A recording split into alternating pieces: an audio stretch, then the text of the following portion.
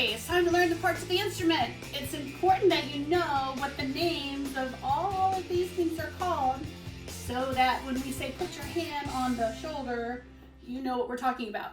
So we're going to start at the top. First of all, I want to point out that in your book, right here, your very first page that you're going to learn, you're going to know all of these words, and we'll have the quiz, see how you do. All right, so the top is the scroll. So it looks like the scroll of like an old-fashioned paper all wound up, right? So that's the scroll. And then you come down here. These are the pegs. You are not allowed to turn the pegs. This is what will break your strings. Do not turn the pegs.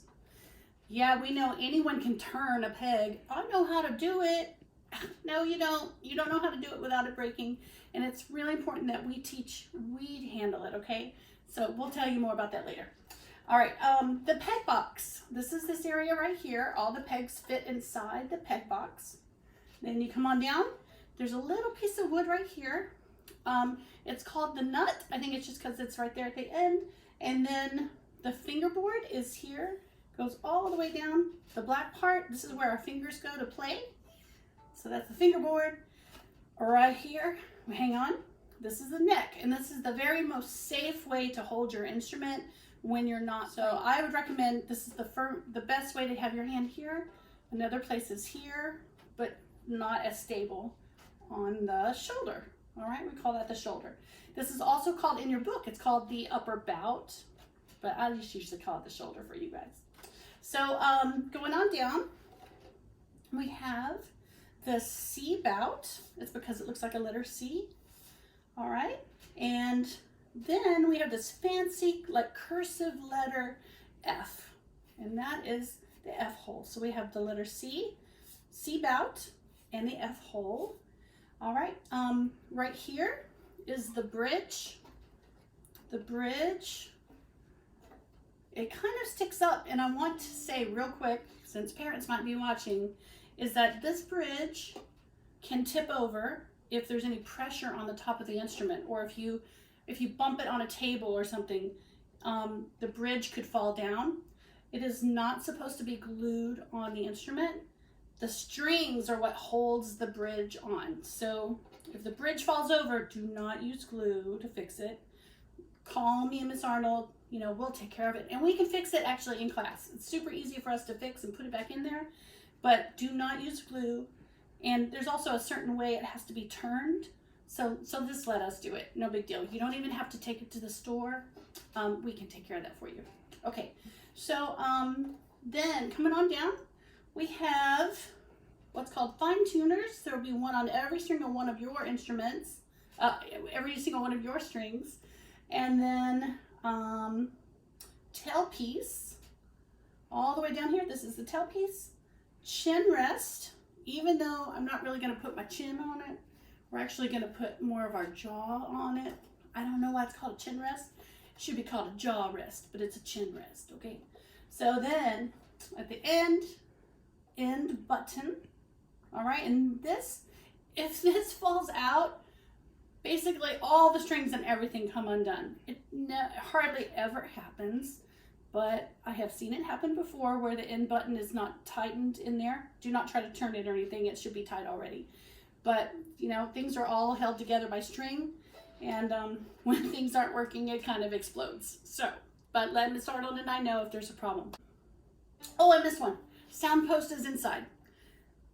When you look inside the instrument, you will see a post that's sticking up from the bottom to the top. So it's like a little stick. And sometimes if you drop your instrument, which I hope you never do, if it falls, sometimes that little stick will come loose and you'll hear it rolling around, and you'll just hear it, you know, just inside. And it'll sound like a marble or something. So that is really, really bad. And it could cause a lot of cracking in your instrument and things. So if that happens, if you hear that, we want to take it right away back to the violin store so they can just adjust it and fix it. There's a special tool they have to use, and they can take care of that for you, okay? So there you go. All right, let's see what you remember. You ready? You're gonna say it this time. All right, what is the top part called?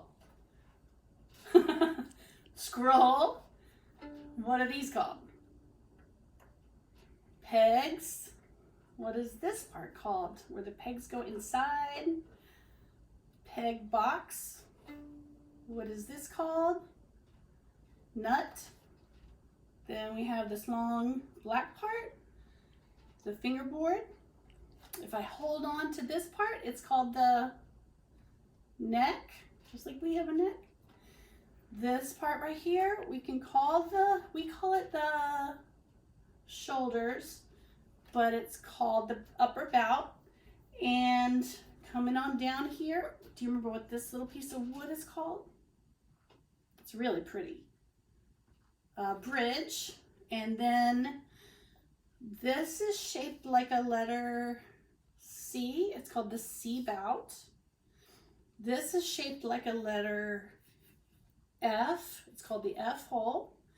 And then inside the instrument is a kind of post. It's called the sound post.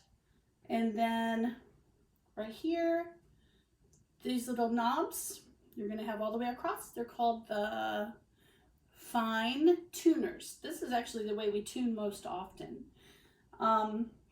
This bottom part, the tail piece, this part, not the, but the chin rest. I tricked you.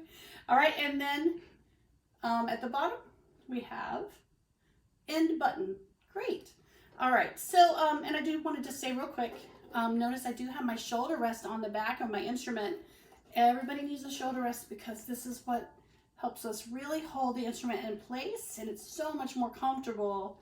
It makes everything work so much better. So we'll talk to you about that next in another video. All right, thank you.